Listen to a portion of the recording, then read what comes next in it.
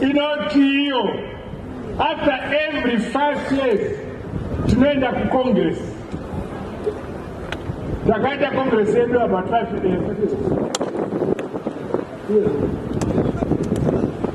Every 5 years tunaenda ku Congress, aditi? Tunaenda ku Congress ikoko to serve the president wedu. President wedu anafanya matema mawili 5 years, 5 years. Inda kaita 5 years yokutanga ngapera kana Congress mukanidzorera. So ndakuita my last 5 years. Tapera manje. Ndoenda kunozorora. Toenda ku Congress motsvaka umwe. Anotunamira achitevedzera tsoka dzangu. Maziwa? Mazuva amwe kuzorora pedo.